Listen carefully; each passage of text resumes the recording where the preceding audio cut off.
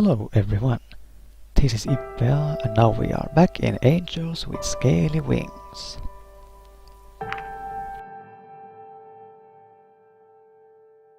Last time we were left off in chapter 5.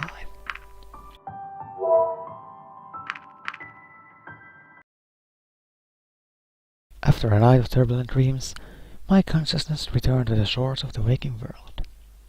Today is the day of the big fireworks. Who shall I bring? Hold on. While I was sure any of those I knew would agree to watch the fireworks with me if I asked, I ultimately decided to go alone, not wanting to impose on anyone if they hadn't asked me first. After making some preparations for the day, I set out to experience these fireworks I heard so much about. When I left my apartment, I realized just how eerily deserted the rest of the place felt. They really weren't kidding when they said everyone would watch the fireworks. I imagined there were a couple of designated places people gathered for this purpose. I had no doubt they were crowded beyond belief. While I waited for the fireworks to start, I looked at the area around me. With no soul in sight, I realized I hadn't actually spent many nights outside, and was reminded of the day I had arrived here at my apartment in total darkness, with only Remy by my side. Soon, the total stillness was broken with the sound of the first rocket ascending, its explosion bent a circular pattern in the sky. More rockets followed, their quantity and frequency steadily increasing.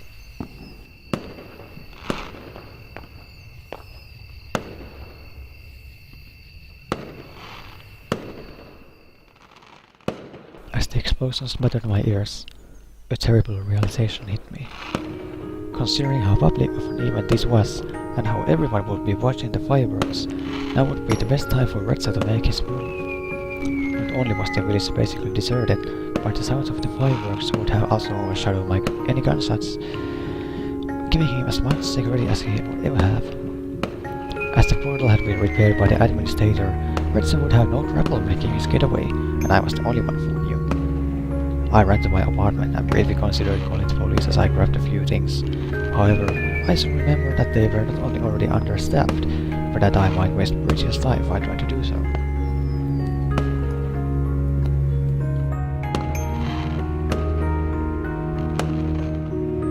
I arrived at the portal just a few minutes later.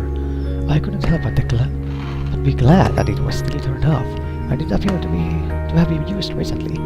But it meant Reza was still here somewhere. I looked around, thinking about where he could be, or if it was worth waiting for him here, when I saw something out of the corner of my eye. Hesitating, I drew nearer. Sebastian? Oh no. I checked Sebastian for any signs of life and found nothing. However, his body was still warm. Reza was here very recently, but he hadn't used the portal just yet. Why? Sebastian's guard post was not just for the portal itself, but also the surrounding area. Since Reza was already here, he probably had heard some unfinished business very close by. The underground building. The administrator had told me all about the prowess with the generators within. It probably hadn't been hard for Reza to guess the same, or just try stealing them from a place he knew would be even more deserted than the rest of the village was right now. He also didn't have far to go from the portal. On this considered, it was the only option that made sense for me. I could have waited for Reza here, but in the end I decided it would be better to meet him underground. If there was going to be a confrontation, I was sure I would have the advantage in a more crowded space.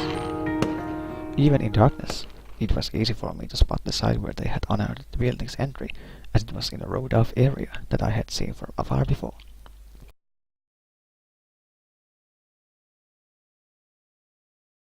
When I entered the building, I was met by a long, illuminated hallway that was lined with doors on both sides. Since the lights were already on, Reza had to be very close. I wasn't surprised at the building still having electricity, since its generators were also powering the portal. Suddenly, one of the doors opened, and out came Reza, carrying a large cardboard box. When he spotted me, he set it on the ground. Ippe, you're here. You don't know how glad I am to see you. I wanted to argue with you so long. I even tried to contact you, but I couldn't with someone telling for you the whole time. But talking can wait. Now that you're here, we've got everything. Come on, help me with this and let's get out of here. No. No? What are you talking about?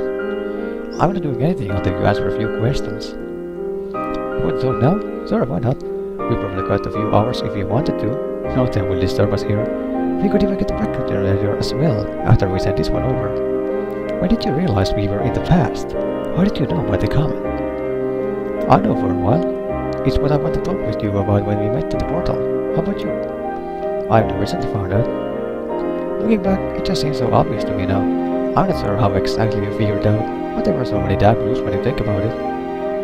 I mean, how could a supposed to come different independent civilizations speak the same language as us? What was this supposed to be? An alternate reality? No, it was just a different time. When was there ever anything resembling these creatures on Earth? It's not hard to make the jump from the dragons to dinosaurs when some of them here look pretty damn near identical to dinosaurs we knew about. And then there are also prehistoric threats, the plants and the fact that their technological level is nearly exactly the same as our own past society. But we don't even have to think about it. But we don't even have to think that abstract. We just needed to look at the sky. The sun, the moon, even the stars are the same. Constellations change over time, of course, but you know we could account for that stuff. You could just monitor your PD at the sky and would told you the time period, including the imminent threat of being eradicated. You could even see the meteor in the sky and how it would change its positions day after day. Are you done being condescending? I guess so. You killed those dragons, Reza. What a brilliant deduction, Sherlock. Why did you do it? Do you really need me to spell it out? I thought better of you. After I found out the truth about this place, I knew just waiting for the generators we were on was not an option anymore. It would have taken who knows how long, but I didn't need to stay there longer than necessary. You wouldn't believe how hard it was for me to acquire some generators, so the dragons didn't go down easily. But who cares that they got back the generators I stole? With just this one, we won't need any of the others. How could you do this? How could I do this? Let me ask you this, what harm is there really in taking their generators when their full civilization will be gone in a few weeks? Anyway, the ones I killed just died a little earlier than saluted. Even if that creep hadn't shown up and interrupted our meeting, we wouldn't have had the time for them to make the generators for us. How about we don't let them all die? They aren't going to be extinct anytime soon, if that's what you're concerned about. I paid the hatchery another visit before I came here. With the right persuasion, I think we'll have plenty of reasons to keep at least some of them around. Bodyguards, border patrols, weapons, even as pets or companions, as long as we make the necessary changes. See, it's not as bad as you might think. I'm not going to just abandon them like that, only for the whole civilization to be wiped out. Get your brought this straight, Ippe. Next you'd rather starve because you suddenly empathize with the steak. And you're not satisfied with just starving by yourself. No, you're going to let all of us starve, because you want to impose your morals on everyone. Since when do you think that you have any say in this? You know why you're here. What you're proposing is treason and you know the consequences. Personally, I don't mind if you want to stay here. You know I don't care about corporal punishment. Just let me through and you can do whatever you wish. I can't do that, Reza. I see how it is. They told you that they needed a generator to stop the comet, huh? And now you became their lackey. Don't tell me you've been drinking on what they've been telling you. You know what they have as much vested interest in this whole thing as community does. That I and you do, or at least used to. Do you think they would do the same thing if it was their families on the line instead of ours? Their entire world is on the line here. They're in a perfect harmony with their perfect green energy source and no reason of wars or conflicts, yada yada yada. We got that too, and you know what haven't done? Of course you do. This is such an idiotic room, you know. Random person meets weird nutters, learns their ways, and then ends up saving them. What do they need for you, huh? But they're going to be extinct for a reason if they can't even save themselves. You know of our suffering, yet we let them have it. I don't care what happens to them, but unlike you, I was at least trying to save humanity. At any cost. We had a solution right here and you want to get philosophical now? Don't you think we deserve it? They had it for how long? Now it's time for us. Not like this. Do you think I like it? If there's a different way, I'd have to spend the last few weeks doing what you did. We don't live in this fairy tale world of yours where there is a perfect solution to everything. You should know that. Just being here for a few weeks must have messed you up. I think I know why. You get too used to all the comforts they have here. You actually don't care if they all die back home to you. As long as you can stay here, in this perfect little world of yours. You have discarded everything and everyone back home and replaced it with this. Maybe just because you just don't have a life back home. I can even understand that a little. Of course it would be nice to just stay here where they have everything that we don't. But being here also reminded me of everything I hated about her as it used to be. The pettiness and the politics say about the solar flare what you want, but it leveled the playing field and gave people like us a chance to make a difference. For all our efforts, what did we get? A vote that was meaningless in a sea of stupidity and lies. Now everyone has to pull their own weight. We make the rules. You of all people should understand. Of course they would. They haven't experienced how it is. To live like we do now. To see the world burn and everyone you know die around you. And because I have, I won't let the same thing happen to them. How many of you do you think died back home just in 2 weeks you've been here because we don't have the part for the hospital, huh? Do you think those victims aren't worth mentioning, or do you just care about the few dragons I killed? Our city is the last bastion of a civilized society in a world where nothing else is left. Maybe you have forgotten about them, but I haven't. How many of us do you think will still be there in a month, a year, or are they just a statistic to you? The same could be said for the dragons. What do you want to do? Throw me down for doing this, and then what? It's too late anyway. You think they're just going to let us go after what I've done? Fat chance. Whatever you may think, you'll find that our leaders back home agree with my course of action. Why are you telling me this? Because I expect you to join me. That's not going to happen. And you call yourself an ambassador? This generator is the only thing we need for our city to survive. How can you even argue about this? The dragons also need a generator, and I'll do what is necessary to stop you if I have to. So that makes you judge, jury and executioner. What a wonderful set of morals you have there, Ippe. We only need to wait until the comet has passed safely. You think you can stop the comet, and you need this generator to do that? Sure, and if your plan fails, then not only is this world gone, we also lose any and all hopes of our own. We are so close now. We can't risk anything by waiting for your crazy plan when back home they are dying by the minute. I will not let you. You only want to save your own two-faced hide, because you don't want to face the consequences of what you did.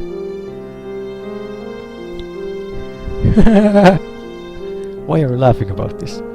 Because it's a joke, it must be. I'm the one with the gun, and you thought you could just waltz in here and lecture me. Listening to you was fun and all, but the grown-ups must get back to work now. I mean, what are you going to do? You can't stop me anyway. Actually, I can. I opened the cloak I was wearing to reveal an improvised bomb I had made from a generator. What is this? You showed me how to do it, with the little trap you set at the farmhouse. That wasn't intended for you. It doesn't matter. You said it for someone. You said it to kill. But you even get the generator. After the police reclaimed the generators you stole, it was easy for me to take one when I was alone in the environment just in case. I set the bomb on the ground between us. With it and me between Reza and the exit, he would have to listen to me now. He would have to listen now. So, what's the plan? I'll tell you what's going to happen. You lead the generator and turn yourself in. You know what? I think you're bluffing. If you set up that bomb, not only do we both die, but you destroy generators as well, and with them any chance of saving either world. He would never do that. Holy! He pulled out his gun and pointed it at me as he slowly started closing distance between us. What's it going to be, Ippe? Killing all of us, or just this world? Reza was right. In reality, the burn provided no real leverage against him. If his goal was to really save our city back home at any costs, he would not turn himself in. Even if the threat of setting the bomb was a real one, his best chance would be at least trying to kill me now. I turned around and started running. No! I heard gunshots. Immediately I felt the most excruciating pain I've never experienced resonate through my arm. As I kept sprinting as fast as I could, I heard a beeping sound that made me realize I had inadvertently activated the bomb when I was hit. Out of bullets, Reza was not far behind me as we both scrambled towards the exit. Just as I reached the outside, the bomb went off. The explosion battered my ears as the shockwave sent me flying. I collided with the ground and immediately felt the hail of debris I covered, waiting for it to die down. After a few seconds, I turned around and looked at the sky where the fireworks still painted patterns in the stars. With one hand, I reached toward my injured arm only to find it wet with blood from my bullet wound. My full body was numb. But I could not give up now. I slowly got up, looking around the area to get some perspective of the situation. Not far from where I was, I saw Reza lie on the ground. He wasn't moving.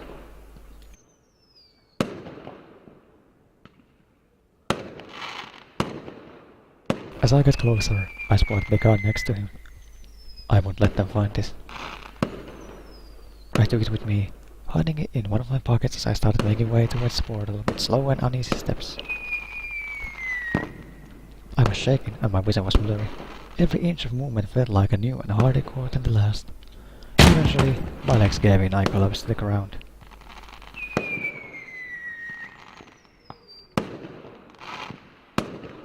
I resigned to my fate as I watched the night sky, illuminated by the colorful explosions of the fireworks.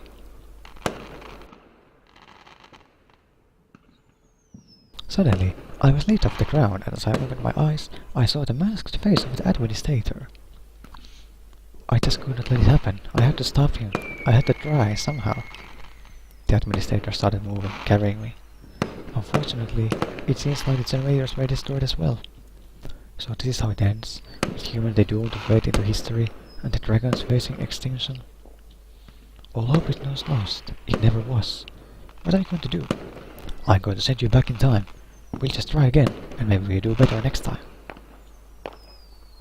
By now, we had arrived at the portal. The administrator gently sent me down, before moving towards the portal controls. You will probably forget most of what had happened. The teleportation tends to do that sometimes, especially when someone is transported several times in quick succession. Maybe you'll remember everything on you, and maybe they'll help you do better next time. Maybe. I'll see you on the other side. I heard the sound of the portal starting to whisper as numbness and pain suddenly left my body. Things I had experienced and things I hadn't flashed across my mind as I was teleported. I felt free.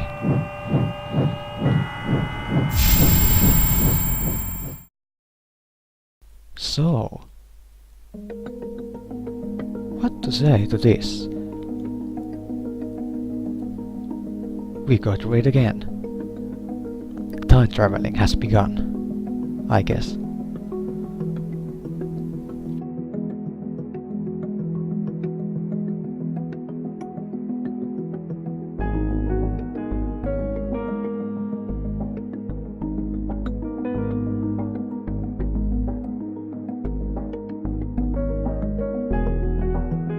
Well then,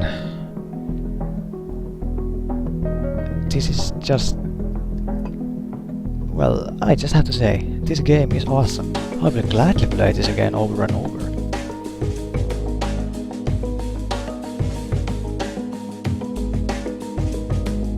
What we found out about Remy, and Udai know, and also Udai knew Amelia.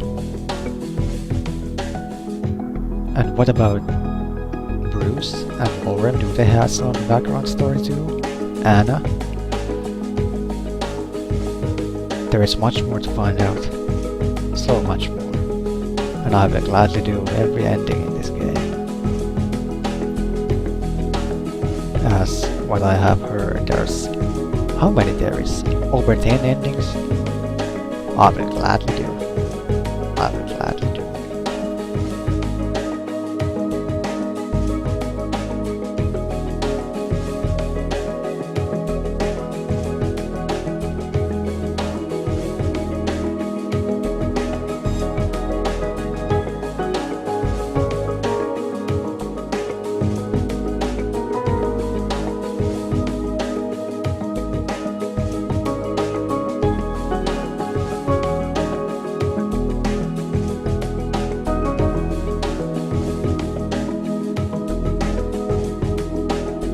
And also, I just remembered.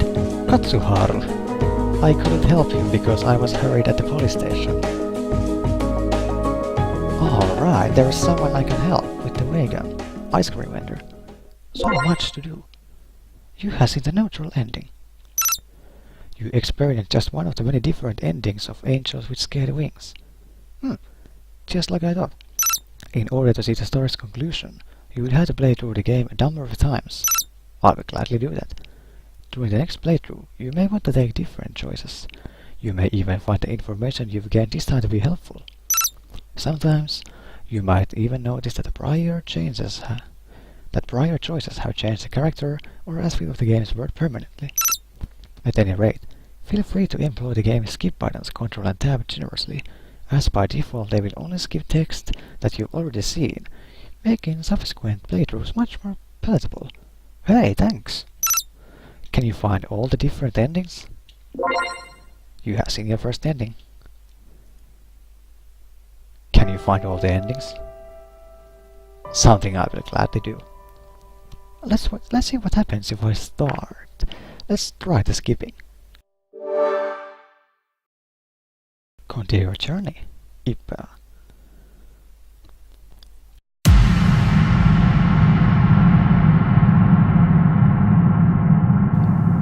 Back again in chapter 1, it seems.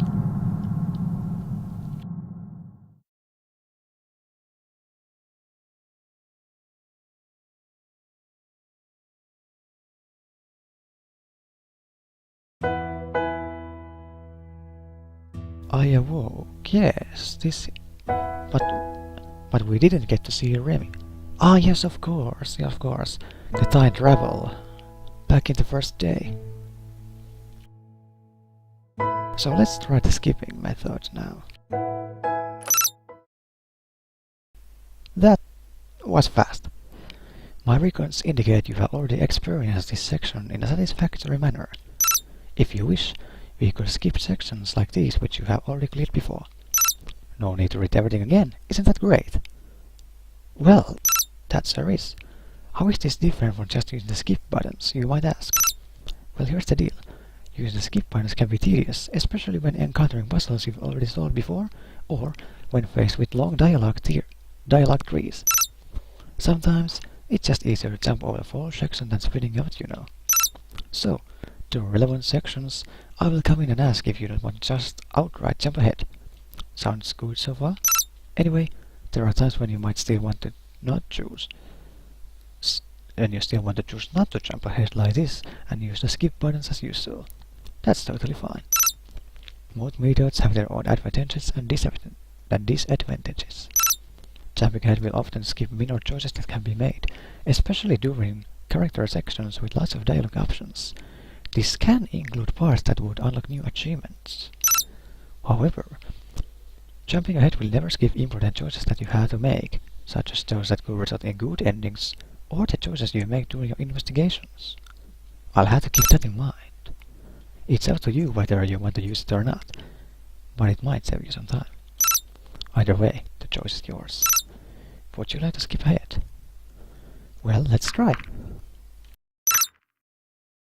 As you wish. Bruce led me back to the apartment. And now I can choose to meet someone. Well then, this is where I will save. And then we'll see what kind of things we want to do next time. We will see. Let's save.